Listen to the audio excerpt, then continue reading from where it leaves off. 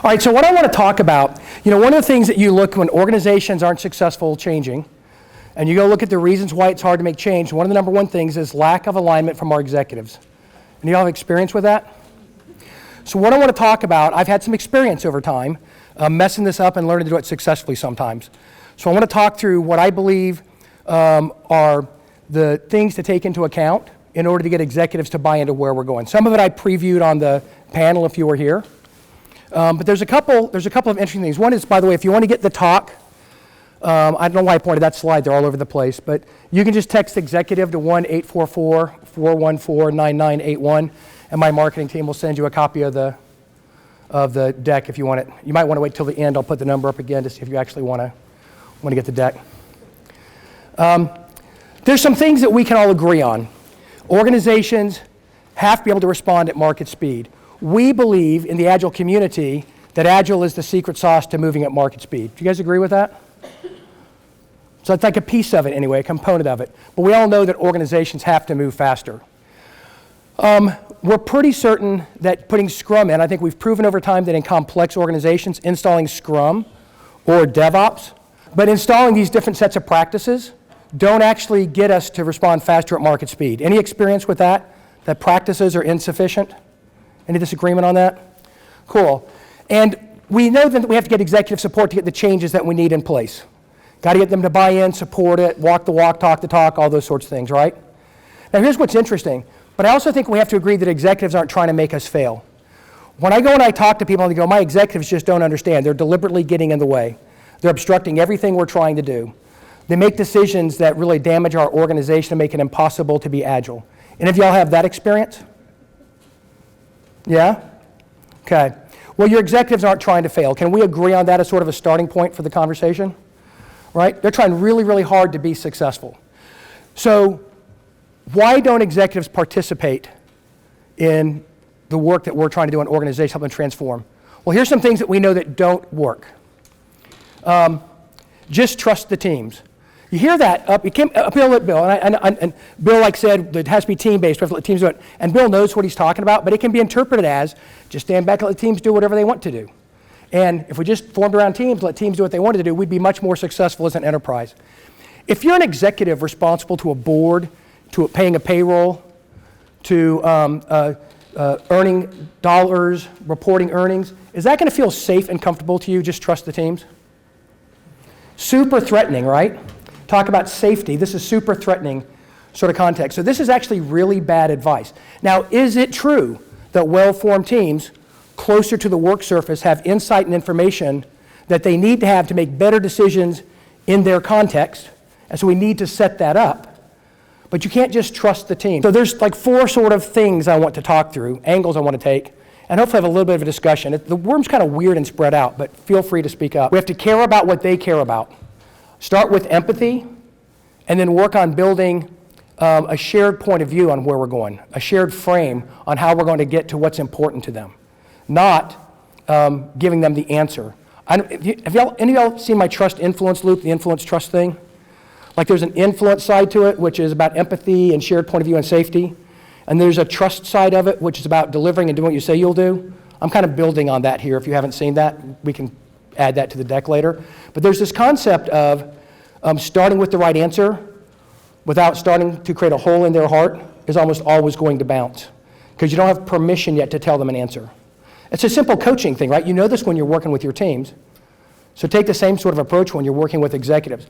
We have to speak in their language. Lots and lots and lots of jargon in the Agile and Lean community. None of it is super meaningful to executives. We put ourselves in a certain bucket of practitioners of technical practices, and not technical practices like coding practices, but like a jargony sort of spot when we walk in and speak with a lot of jargon to executives. And so they're not going to be interested. They'll put us in place to go solve that specific technical problem when the time comes. Right? That's not where you want to be in the relationship. So we have to speak in their language. We have to create safety for them. What's really interesting is we think the executive's job is to create safety for us. The people that win in organizations are the people that can create executives, that create safety for executives. The data thing, the metrics thing that you talked about earlier today is one of the most important things, the OKR talk. These are things about creating safety for executives to trust to let things go into the system because they still know what's going on and still have the ability to respond. right? So the metrics are such an important part of creating safety. And the last one is demonstrate results. The back of the room coaching, or we got 27,000 people trained in CSM, or we've got our story points. All of our stories are story pointed. Right? That's not really demonstrating results from an executive's point of view. So I'm going to go into each of these categories a little bit and talk through how I'm thinking about it. So we have to care about what executives care about. I believe most executives care deeply about making money for their organizations. I believe most executives care deeply about having success in the market and success with their customers. And I believe most executives care deeply about the health of their firm. Do you guys agree with those? Anything you'd add to that list? Happy employees. Happy employees. I think that falls in health of the firm, but I agree with you. I think that's a critically important part. Legacy. What's that? Legacy in the company. So I think it's interesting. Do you think that an executive would sacrifice money, success in the market, or the health of the firm for their legacy? In addition to, yeah, right. So as long as they're going to do it by doing one of these things, right? Yeah, because we're going to get there. It has to eventually connect to that. Yep. How about what else? How about if you're not the CEO, but you're the senior vice president of something? What do you care about? You want the next job, right? Because it's competitive. You want to win. There's a lot of competing taking place here. So executives care deeply about these goals. So when we talk to them about Agile, the things that we can do with Agile in an organization are things like we can increase the predictability of teams. And by increasing the predictability of teams, I can do a better job of making and meeting commitments with our customers, and we can make more money. I can improve quality, and by improving quality, we can get more work out for the same cost. And improving quality is going to help you with the health of the firm and having success in the market, or success with your shareholders, and help us make some money. We can get things to our customers faster because we know how to make workflow, and we know how to only build what we have to build to get to the first engagement with the customer. We can get to early ROI. I can bring dollars in the door faster to help you achieve these types of goals. We can dramatically lower costs with Agile. How do we lower costs with Agile? Like, what do we do to lower costs with Agile? Remove waste. Remove waste from the system. We quit having lots and lots and lots of defects that we're having to fix all the time. We quit building things that we don't need that we then have to support. If we're good at it, we're doing the right things, we start to automate things that are expensive today so we can do them repeatably for less. There's a lot of things we can do to lower costs. There's a really interesting sub-thread on lowering costs around capitalization versus expensing. We can actually increase the amount of your product development organization that is capitalized if you want, because we're not producing as many bugs or having as much overhead or doing as much stuff out of bound of producing the value. We can actually, within the current rules of your organization, probably increase capitalization with Agile. It's an interesting conversation. An executive will listen to that, right? Innovation in Agile is an interesting one because we talked about innovation today in some different ways. I look at, there's like 5 different levels of innovation, and there's lots of different models, but there's innovation about solving new problems for customers and markets, or disintermediating products in market, right? There's like a whole set of innovation or that sort of offer. There's a whole set of innovation around the solutions that we come up with for those problems, solving a problem in a new way or a cheaper way or a faster way or a different way for the customer. There's innovation around building and deploying things so that we can do it faster than our customer. There's innovation around organizational design and how we work together, and that's some legacy building. There's innovation around maybe how we're doing some of our process and project management and accounting and things to have better control, better transparency. There's like innovation that matters to boards and executives who are trying to build their legacy. There's all kinds of places to innovate in an organization. Agile helps us do a lot of things that you can't do in your organization if it's not set up relatively cleanly. And then product fit, of course, smaller batches, getting feedback, being able to pivot and adapt. So I think it's interesting when I talk to executives, what do I mean by Agile? Do we mean daily stand-ups? What do we mean we're saying we're going to go Agile in an organization? What are we getting them? I'm going to help them get to making more money, success in the market, health of the firm through these things. But we're going to do it by becoming more aligned with our customers and our outcomes, being more explicitly aligned with our customers. We're going to do it by creating transparency into our performance and the progress and the status of things, and giving them options to make trade-offs, giving them chances to take feedback and adapt. So those are all things that if I'm trying to run a company, I'm probably very interested in. Are y'all having these types of conversations with your executives? Is this useful to you? So this is kind of like the first layer of deep understanding what they care about. So how do we go about understanding what they care about? They probably did an investors report recently, or some sort of a stakeholder report, or some sort of strategic meeting. They have cast a vision in the market. When they go have those board meetings or go off with the secret executive meetings in the dark rooms with cigars, the stuff they're talking about, that's supposed to be funny too. I know y'all are just really dry today. I'll make you laugh eventually. It's also after lunch, yeah. That was put me here, I appreciate that. But yeah, so there's a lot of opportunity to deeply understand what they're talking about, what they care about. I was in a meeting on Wednesday where the owner and founder of the company was in there with his team, and I asked them, of these 6 things, what's the most important 2 based on your company strategy right now? And his direct reports and next level reports in the room couldn't come up with the answer that he felt like he had communicated and shared and prioritized with them. Like, why are you guys doing this Agile Transformation stuff? Like, what are you trying to build? Well, we have a lot of predictability problems. We're trying to solve that. Well, predictability is a symptom of an out-of-control organization because they're in a project-based mode and working on 10 times more things they have capacity to do, and their technology's crap. And there's like all these things that are symptoms of it. But the CEO's not sitting there saying, I want predictability. We had an interesting meeting with the executive, one of our coaches, about 3 months ago. And the executive said, I want this. I want to be able to do this in the next 6 months. And our coach goes, no, you don't. What you really want is this. It's like, no, that's not what he wants. He actually wants the thing he said. Our job is to have empathy with him, understand why that's important to him, and then work the ladder of inference about what we have to do to help him get there. Maybe even make it self-revealing that what he wants isn't really going to get to the end outcome that he wants.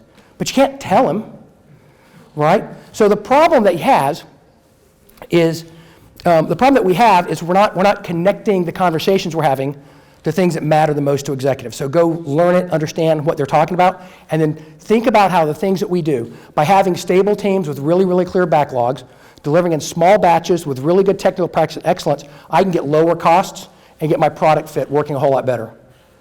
Like it's like 3 degrees removed, the stuff that we're talking about. That's going to help you get to those profit numbers, create options in the market for the customers you don't know yet. Does it make sense? There's a part of this as well, which is I don't think we understand the context of an executive. This is a picture that I use when I'm talking to companies that are trying to solve these big, complex problems. You have, this concept that systems produce what they're designed to produce. Y'all heard that before? All right, so if you're not getting the result that you want, it's the result of the system that you designed. And who's responsible for the design of the system? You and your leadership. It's not these teams that you're yelling at. Right, so what have we put in place that makes this hard? But a lot of times our Agile coaches will get on the ground in that little delivery slice of the pie, and they'll go, if you would just let me operate independent of, if you just let me talk directly to the customer, make up my own strategy, fund me with no bounds, let me have total control of all my technology, remove all those awful compliance and control things you've wrapped around me, let me hire my own teams, and let me just lead them however I want to, I could be a lot more successful in the market. Is that going to appeal to that executive? Because that executive has real concerns. These things matter in an organization. I have to be able to protect my relationships with my customers. Right? So what we have to talk about is what conditions would I create to allow those teams to be more closely aligned with the customer and get more direct feedback? What has to be true about the way I'm delegating strategy, which is why this OKR stuff is so important today. How am I going to create bounds around my strategy and articulate it so I know what feedback is coming back up, so I know that everybody is pointing to the same customer and the same problem and the same solution? Right? How do I get feedback on whether my strategy is working or not? You certainly can't throw out those things to the left here today in the world. The things like budgeting and funding and how we pay for teams and how we report it and how we capitalize and what we report to the markets, that's critically important stuff. If you don't have a point of view on how the work you're doing in Agile affects the funding, how the funding obstructs it, and what you would do about it if you were king for the day, This is the thing. What would you do tomorrow if you had total control of the company? If you can't answer questions in all 6 of those boxes, or all 8 of them, there's actually 8 because there's leadership and talent wrapped around the outside. If you don't have an answer to all 8, then you can't give the executive a point of view. Your CEO has to balance all of these concerns. So when you're fighting with that PMO person, or when you're fighting with that operations person, or when you're fighting with that salesperson, or that marketing, or the product person, you're fighting because you don't understand how to align your concerns with the customer, and you're looking to locally optimize. You good with that? So we have techniques and models and things. You guys are all great facilitators, right? There's a book by a guy named Russell Acoff called Redesigning, or The Idealized Enterprise, I think it's called. Idealized Design, Reinventing the Enterprise, Idealized Design. And he talks about, I got it wrong, but I'll get it right in a minute. I'll get the book right. But he talks a lot about this concept of next stable state. How do you get everybody in a room to plan, what are we actually going to look like in 6 months? And what are the things we're going to move together? How do I get to that backlog of changes? But you have to have like all these interests in the room. And you either have to make changes to these things, or you have to put in compensating controls to deal with the actual constraints. You can't pretend like you don't have to do those things. Is this helpful? So be thinking about that stuff. The talent, culture, and leadership circles on the outside are critically important too. Here's what I think we're actually doing when we're doing Agile Transformation. I think what we're actually doing is we're teaching leaders how to build different talent, how to establish a different culture, and how to lead in a way that allows us to adapt and respond to the market. We're actually not trying to stand up scrum teams. We're actually not trying to get backlogs built. We're actually trying to teach leaders how to build a continuous improvement model where their next problem is self-evident and they can adapt to it. That's what I think we're actually doing, but we're a long ways away from that in their organizations today. So you got to think about what I'm going to chip away at next and next and next to get there. How am I going to get them to buy into a vision where we're heading? But if I can get executives and leaders to realize that systems produce what they were designed to produce and start to align all these interests, then we can start to move in that direction. There's a part of this, the next step, which is sort of speak their language. Again, I want to start with market success. Things that we have that are hooks that we can build and measure around market success. Executives care about how is this going to help me make more money, or keep my promises to my customers, or achieve my improvements that I'm making in my organization, or deliver more innovation. I want to move faster than my customers. How is Agile going to help me do that? Because I believe these things result in revenue. If you don't have epics that are basically problem statements, I'm going to solve this problem for this customer in this market, and here's the benefit you're going to get, and you're not validating that within like 90 days after you get that epic through the system, you're not really setting yourself up to have a conversation with your executives that they actually care about. So how do I tie the work that we're putting through the system to get to results that executives care about? How many of y'all have like really, really well-formed epics that are not like just vague problem statements, but are like business problem statements? You got them? 5 years ago, epics were just like vague stories.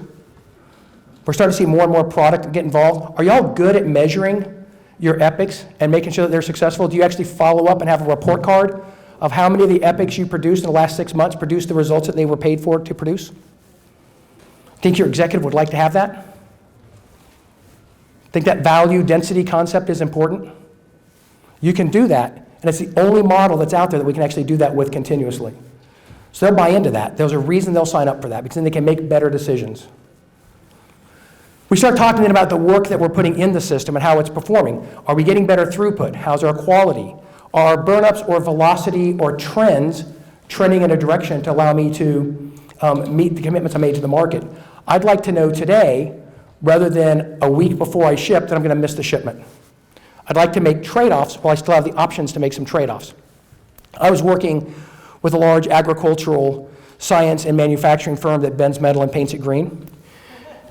And we were in the board, and we had put some technology in that was going to take cameras that would sit on top of a tractor and take pictures of the field and produce prescriptions for a 64-foot manifold that would spray chemicals and retardants and fertilizers and things like that onto the crops in front of the tractor. And it was like brand new groundbreaking technology, and it had been advertised to the market it was going to be released. So really quickly into the project, we'd run about 4 experiments, and I came into the board who'd invested in this technology and said, we can't deliver the technology the way you promised it to the market. We're about 20% of the way, and I've run these experiments, and I have 4 options for you to consider. And the guy's name was Lyle, was spinning his glasses, and then he goes, I knew this Agile stuff wouldn't work here. He goes, we never have these types of problems in our waterfall projects until we're 80 or 90% of the way done.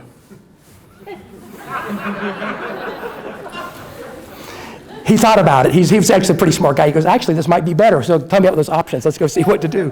But he was like really, really upset that we were already like at a standstill with the project. Got to make some major decisions right now, Lyle, or we're not going to hit, because the cotton starts growing in March. You kept telling me that. Cotton starts growing in March. I know, so you got to tell me which one of these we're going to do.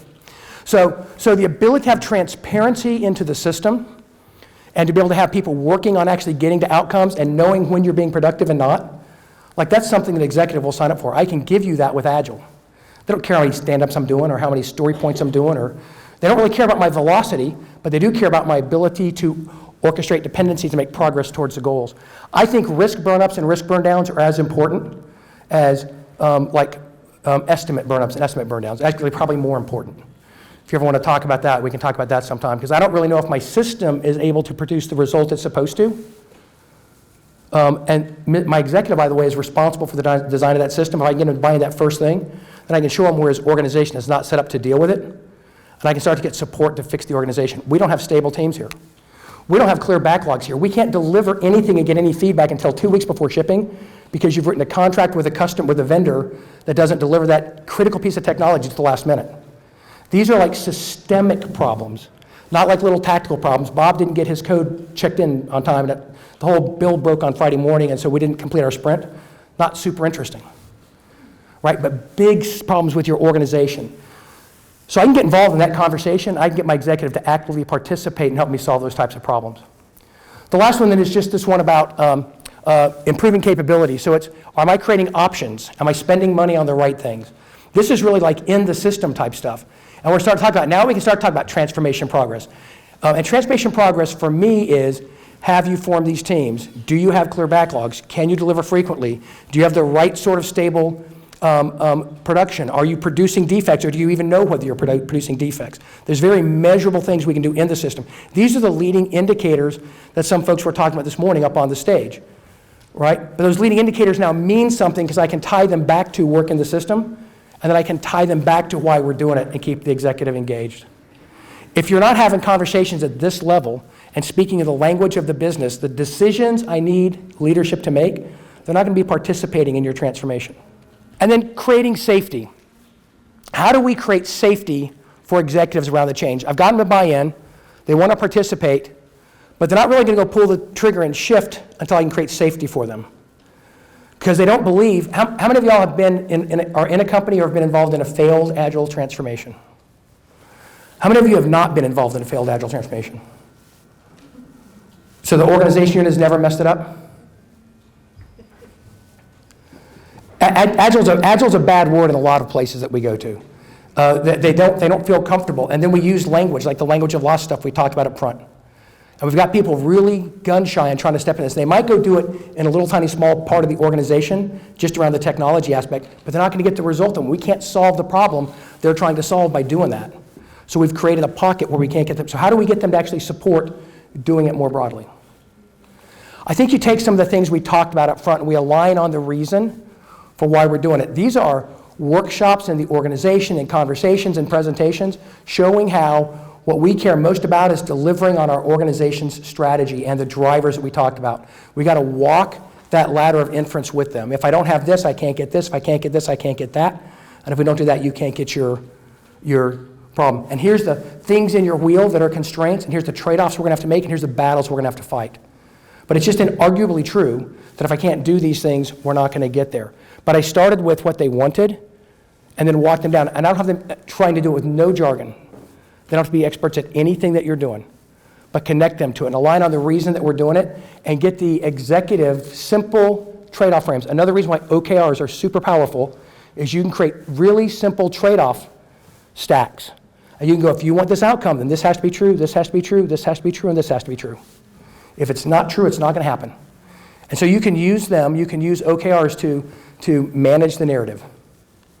So I say manage the narrative. You said control the narrative, guide. I say manage the narrative. But the best data, the best story, the best context, the vision, I'm going to tie it all together and be the one that has the answer. So I'm going to align on the reason. I'm going to show why they are interested in participating. We're then going to co-create the next steps with them. If these things aren't true, this is also, you can do this to an OKR stack. If these things aren't true, what do we have to make true so we can get there? And work through that with them. You don't let them just make up anything. So where we bring, as coaches and consultants that understand this space, we know that if you continue to run project-based and everybody's pulled in a million different directions, we know that you can't get that work done. So we can co-create the next step, but it's got to be around relatively persistent teaming structures that have some bounds that we establish. Well, what would have to be in place to establish those bounds? We would have to be able to understand the capabilities we're closing, understand the customer, understand how we're going to measure progress and success on that work. Right? So how would we do that? So there's a conversation you can have to get the next steps designed. There's an important part of this too, which is it's not an ivory tower, what's it going to be like in 5 years or some kind of perfect world. It's where can we be 6 months from now? Because we're going to sit and replan this organization every 6 months or something like that. Once a year, once a quarter, once every 6 months. If you think about what I'm doing here with this part of the cycle is, I'm actually doing exactly what we're teaching product management to do with products and customers and market. Get the next most important thing, decompose it down to relatively achievable goals, come up with a way to measure my progress so I can pivot as we're going, turn it into a backlog of changes and run it through my organization. So you guys know the pattern here and how it creates safety. So it's align on the reason, co-design the next steps, devise a credible plan to get there. What will it take for me to make those moves in the organization? I'm going to need leadership to participate this way. I'm going to need coaches that can do this. I'm going to need to get my managers up to speed on this. I'm going to need these technologies. If any of those things in that plan aren't possible or aren't going to happen, it's not a credible plan. So we need to get alignment around a credible plan. These are the workshops I was running earlier this week up in Boston with a company. We're planning the next 6 months. We have like a 3-year vision, we have next 6 months going. And then agree how you're going to demonstrate progress, and all of it's in language of gain. Language of gain that matters in business language that matters to the executives that will continue to support it. As soon as we turn this into a project plan, an activity-driven project plan, the whole transformation is going to get subordinated down into the organization by some manager or director. And it's not going to be engaging the executives or keeping them involved in it to push it forward. All right? So building on this then, we've got understanding what matters to the executive. We're doing this all in the language of the business, and we're creating safety by co-creating a plan with them, creating transparency into it. What's really interesting, we were talking about different change models. It's like a Cotter change model or a ProSci change model or a lean change model. There's all these different change models out there, but they're all like a little bit different. So like the ProSci change model is about individual change. It's about making me want to do something, believe that I can accomplish something, that I understand why I'm doing it, I kind of understand how you're going to help me get there, when I get it done you make me feel good about it so I feel empowered so I can shift into the next one. ProSci is like a little bit of change judo. It's individual change judo. I'm like setting you up to believe the next thing and the next thing and the next thing. When run well, people begin to feel empowered. They may feel like they can make a change and influence their world. They start to participate more and more and more. Are y'all familiar with the sort of ProSci model, the ad car sort of shift? But that's insufficient, right? What we need is like the Cotter change model, organizational change. How do I get people to buy into it and fund it? Demonstrate. A lot of this stuff has the ProSci stuff and the Cotter stuff built into it. But I need to get my executives to support. I need to get my managers to know what role they're playing so they continue to drive it. I actually want to, in co-creating that plan and demonstrating progress, I want to get the middle managers that might be my messy middle blocking everything I'm doing, deeply participating in those two steps so they own it. And then they feel accountable for the success of the change program. Right? I want them to buy in and believe in it. So we're going to work with them there. And then again, how we're going to demonstrate progress in language of gain. And that's got to connect back to what you talked about earlier, which is what matters to each individual. How are people going to use the success that we're making to accomplish what they need to accomplish personally?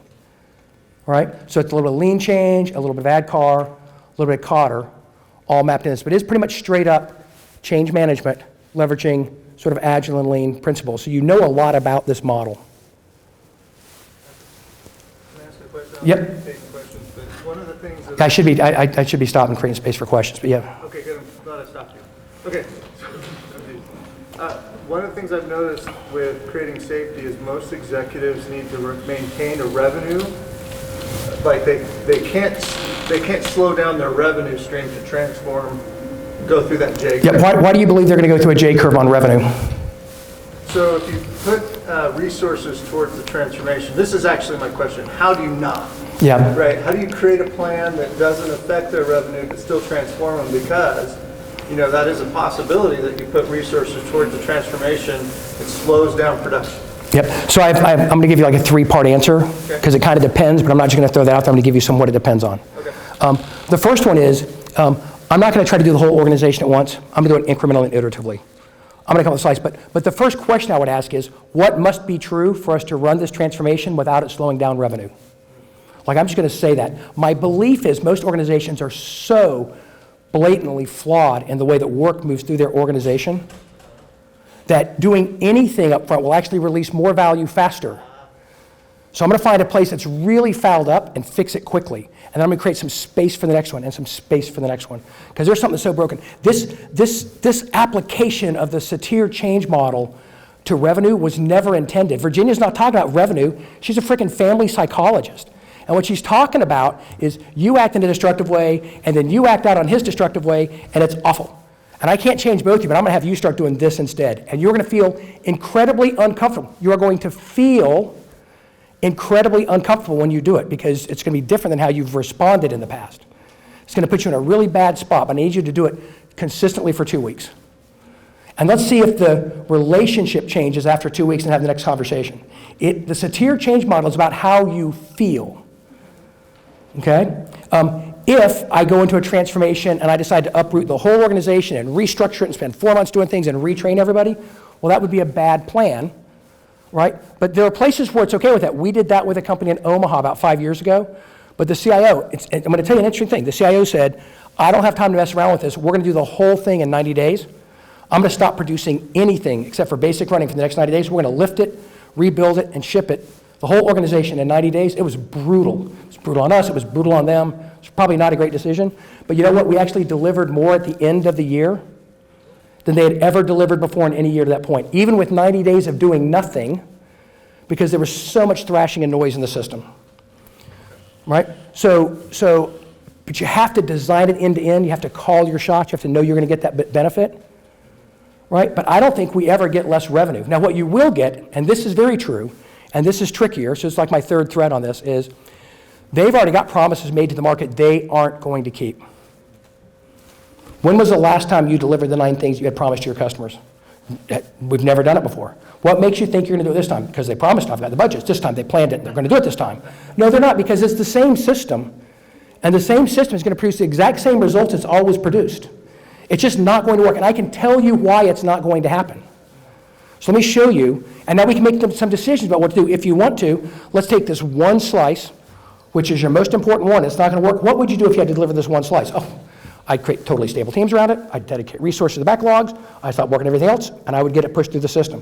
What if we did that with the other 8 things all at the same time? And I've done this with sugar packets in a restaurant before, yellow, blue, and pink sugar packets. And you lay 3 of them out like this, and then 3 more, and 3 more, and at the end, I've got 9 sugar packets, and none of them are getting delivered until the last frame. Or I can do 3, 3, and 3, and the executive goes, why do we work on everything at the same time? Because that's how you fund and budget and hold your teams accountable. And what you're guaranteeing is you're going to miss every single date. Because there's no way that they're going to take advantage of any of their gains because everything's behind. So they're going to swarm any capacity that's moving ahead to the next thing. There's going to be multitasking, people pulled in a million directions. You're going to miss all your dependencies. I guarantee the way you're managing stuff is going to destroy your ability to deliver. You're not hitting those dates. So you have to spend some time pointing out their flaws so that they see that there's opportunity for improvement. I'm going to say it a little bit differently. We're all friends here. Yeah, I'm going to get them to understand the reality of the system they're running. But also, there's some judo to this too, but it's nobody's fault. We designed this system because we're trying to protect these things. When we got under pressure and duress, when we grew from 4 projects to 20 projects last year, we had to bring in all these project managers and we had to do all this work to keep it all under control because all these dependencies got out of control. Well, that's not actually the solution. That's actually trying to compensate for the solution. I came home from work one day and my son was outside and he was building like a brick mailbox, a brick stand around our mailbox. And I said, what are you doing, Justin? He goes, well, Brittany backed down the driveway twice this week and knocked the mailbox over. And because she was 16, just learning to drive. He goes, and I'm tired of fixing the mailbox before you get home, so I want to build a brick mailbox so she can't knock it down. I said, I think you might be solving the wrong problem. So it's not, I don't want her backing into a brick mailbox, right? What I want to do is have her figure out how to look out the mirror and keep those tires on that side of the driveway until she gets to the street. So let's solve a different problem. So most executives are really smart and really competent, but they're under tremendous pressure to deliver, and nobody's giving them better answers. And if we walk in and our answer is, let me give you an answer, but you're going to have to miss every deadline and everything for the next 3 months. Or if I walk in, you can't really say this either. If I walk in and say, you're not going to deliver anything anyway, so let's just give up on it right now and just start over. But if I walked in and I said, I think there's tremendous risk in being able to deliver all these things, I could de-risk these 2 slices for you right now. And I think we could put together a model that if we worked on it over the next year, we could actually get to the point where you're not constantly dealing with the crises that you're dealing with. And then walk through the first principles. It's all language of gain. It's the exact same conversation, but it's all language of gain. And you might go, I'm interested. How would you do that? Well, that's where you walk through and come up with your plan. I'd sit down with the executives. We know these patterns are true. We've seen sort of these, we've got to form the teams. We've got to get the backlogs. Like we can put the outcomes out that we need to build. We can actually build a plan and work with leadership to do it. And here's what I'm willing to do. Let's design it within the constraints of we can't slow down in revenue. We can't spend more than X number of dollars, right? And we're going to come back to you in 2 weeks with a plan to show how we're going to get there. He'll buy into that, or she'll buy into that. Does that sound more reasonable? All built on top of this. If I gave you permission to take a slice of your organization around a significant project, and gave you access to the managers that are involved in all the things, and gave you 12 hours of workshops over a 2-month period, do y'all think you could design a way to get there that didn't slow down revenue, that ended up with stable teams? Like in your mind, could you paint that picture? What would you actually do if you had permission to go do that? So start thinking about that, because that's kind of the path. It's possible, but you don't start out with, we're going to slow down revenue, it's going to be painful, we're going to get rid of all our managers, PMO's not going to get anything they want. Like the answer is, the constraints are this. This must be true, this must be true, this must be true. How do we design an organization that meets these principles while protecting those interests? Right? What must be true before my project management organization starts tracking hourly use of people against projects? What must be true? Well, you have to be able to have them really committed to the work they're working on, have to be able to have really, really clear tracking against what they're producing and the nature and class of the work they're working on.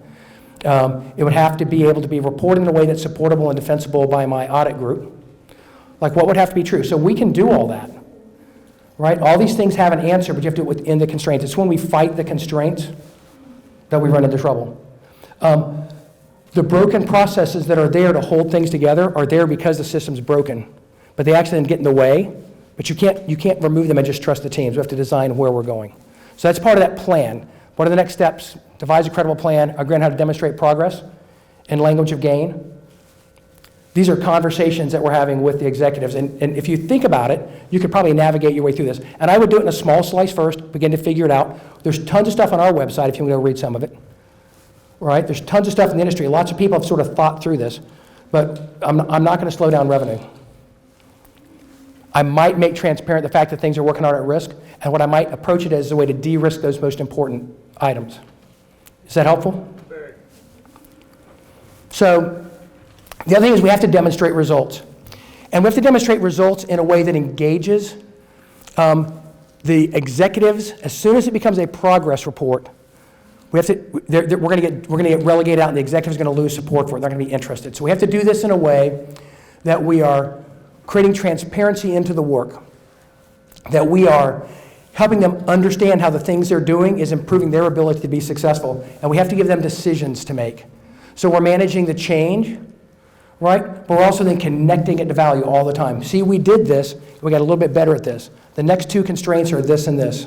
If we do this, we think it will move. If you pull that trigger a few times, call your shots a few times, and have the data to back it up, you'll get a lot of confidence from your executive team because they're looking for people that can get stuff done for them.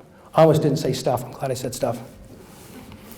But yeah, we're looking for people to help them move the needle. They need trusted partners.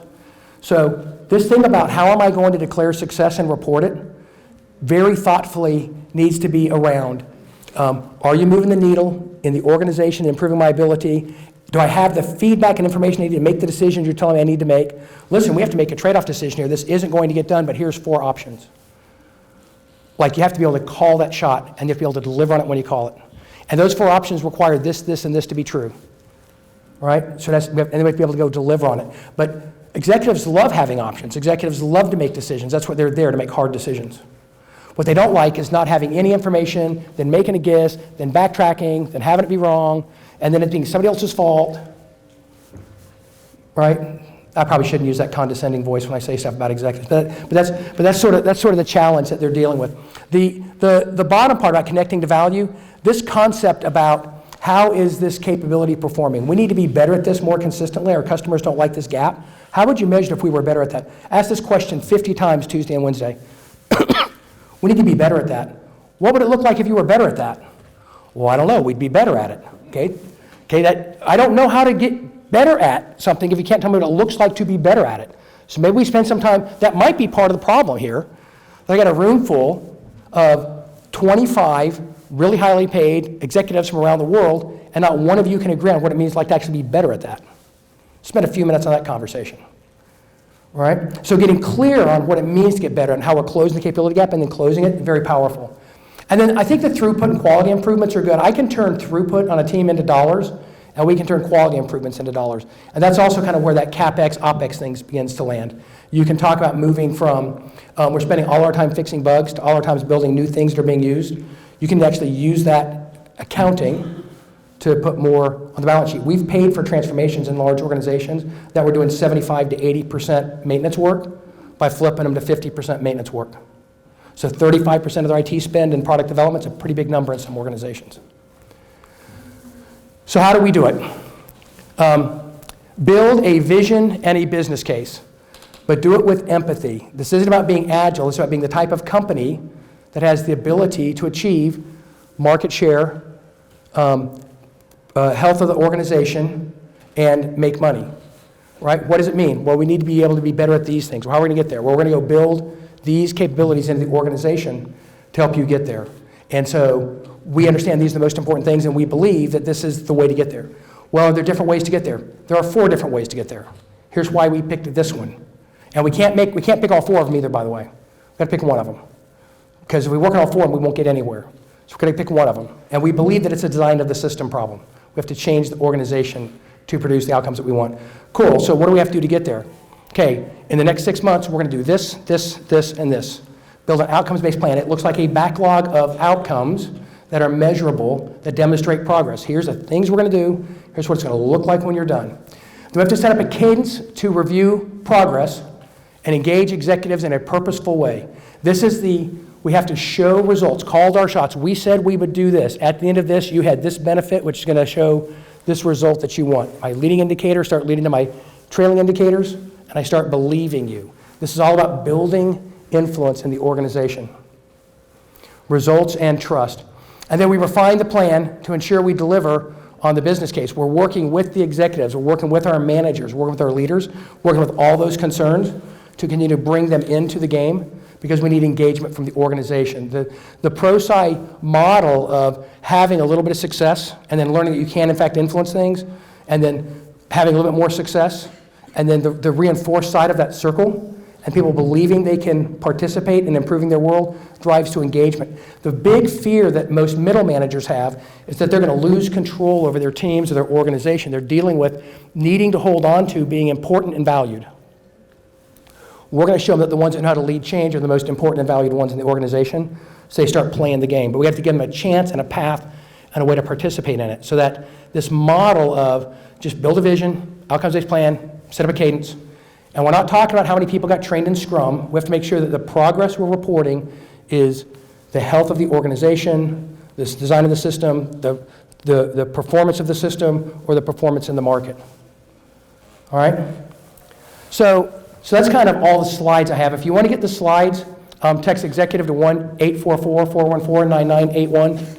I've got about 7 minutes for conversation or any questions. I'd love to have a little bit of conversation. I kind of wasn't sure. That's the first time I've done that series of slides, so I wasn't sure exactly how long it would take to walk through it. So I may have pushed it a little bit hard and not asked enough questions. Do y'all want to stand up and stretch, or do you want to ask me some questions? What exciting thing could we do to use the next 5 minutes? Okay. Hey, how are you doing? I'll stand up so that you can hear me. I was curious, when you talk about safety. Wait, I have to stay over here. No, I have to stand here, though. Okay. A lot of things that are happening, especially when it comes to cost savings right now, is cutting people. Yep. And I was curious, the conversations that you have with executives, because you have people in the middle management, they're getting the brunt end of the stick on this, right? Yep.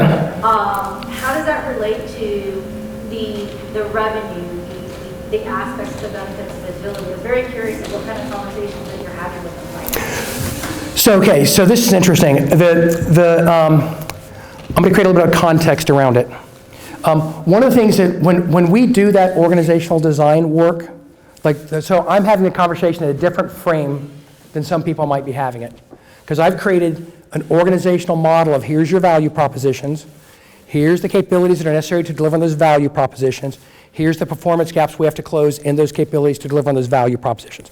So there's a business architecture lens, which is focused on business-based outcomes, health of the product, health of the organization, performance with the customer, experience, profitability, right?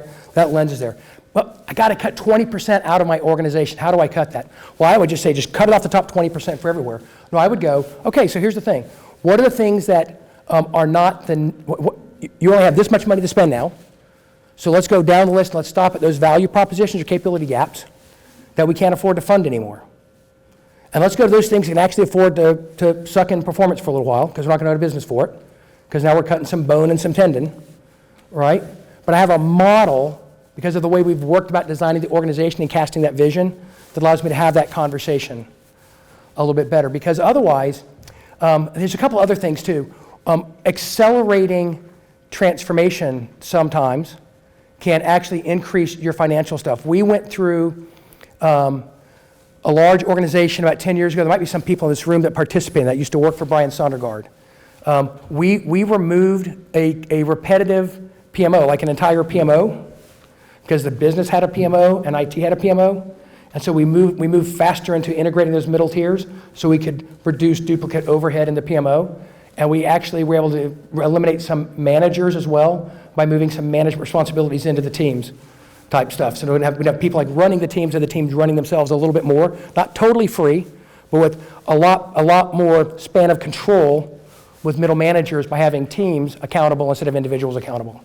So I can walk into it and go, we're going to cut costs out here, we're going to collapse some things here, I'm going to drive increased capitalization here, and I'm going to remove some of this unnecessary overhead, and here's my business case for it. So, but it's kind of like the game I always play is, given this understanding of the world, and I have to take out 20%, what would be the best 20% to take out? And the natural knee-jerk for most organizations is cut people. But that might not necessarily be the best answer. It might be the only thing they can do right now, right? And then I'm curious on that. Yep. That's a hot topic right now with a lot of organizations. Yeah, so if the answer is cut people, let's cut the right people. And it's just, there's just a pragmatic, this is when people are resources, and it's horrible and it seems inhuman, but the company has to operate and exist, and cash is cash, right? And markets are markets. So I either got to move it off to the balance sheet by putting it into some sort of a project that I can capitalize, or I got to remove headcount. And if I'm putting it on the balance sheet, then I better be something that's actually going to give me a return next year, because it's going to have to pay for itself. So you're going to have to really, really, really prove that this new project is worth it. So I think a sad thing about organizations that have been running in chaos for a long time is that they are fat in the middle, and with too many managers and scorekeepers and people moving pieces of paper from one side to the other, and people cleaning up messes that occur because of the crap that we do. So you know what? I can cut $100 million of cost out of your organization, Mr. So-and-so company, within 18 months. Here's what the cost that is going to be, and you can start writing it off before the end of the year. So we've played that game. Is that awful? Is that inhuman? It's real. Yep. It's actually moving the organization closer to the healthy place they should have been in the first place. It puts pressure on making those types of changes, right? And putting people in jobs they can be successful at. Anything else? Somebody else asked me a question. We got 4 more minutes. Yeah, so a lot of what you talked about was getting executives on board for an agile transformation. What if you've already undergone transformation and now they've decided, hey, agile's why we're not delivering? Do these principles apply almost backwards as well? Yeah, so here's what's interesting. Why is Agile not delivering? Why is the organization not delivering? Did you go through an Agile transformation at the delivery level, but you didn't address all 6 slices of the wheel, you don't have the right talent, you're not actually streamlining work through? Did you go through an Agile transformation that put in practices and culture, but didn't actually, there's a metaphor that I use. Y'all familiar with like the concept of a stereogram? Like the picture that looks like one thing, you have to stare at it for a while, and all of a sudden like a 3D thing pops out and you go, oh, wow, there's a pirate ship in there, right? I think we do Agile transformations that are practices-based and label-based. We don't change the system, but we change what we're calling things, but we don't change like the fundamental flows of value. That type of Agile transformation probably wasn't as successful. If you can like really look at the organization and see the pirate ship, like part of your question too, by the way, is around seeing the pirate ship. It's around what are the most important parts that we have to keep intact? How do you see the pirate ship? And how do I actually make work flow through those most important value streams? That's seeing the pirate ship is hard. I suspect if you did an Agile transformation, we sold them on the benefits of it and then didn't deliver the benefits. So we may have done great work inside the pocket we did. What did we miss? And why is the organization not delivering? Right? Because if it was delivering, then they wouldn't be upset. And a lot of times it's because we didn't make the changes necessary. It's hard to make some of the changes necessary to actually make this stuff work. Right? But some consultant got paid a lot of money to do all that transformation work for you. That wasn't us, was it? Good. Yes? Well, hang on one second. You had a question back there?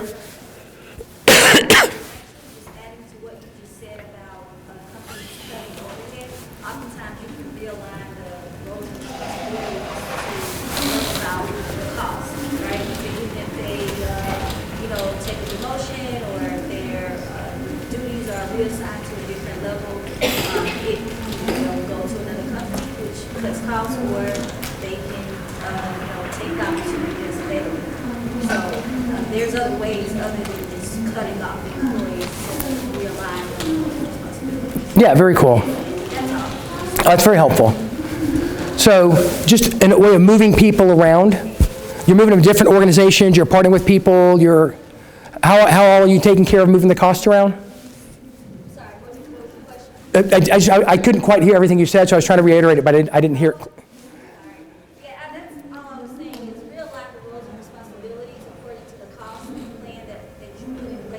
Versus just, that one big chop.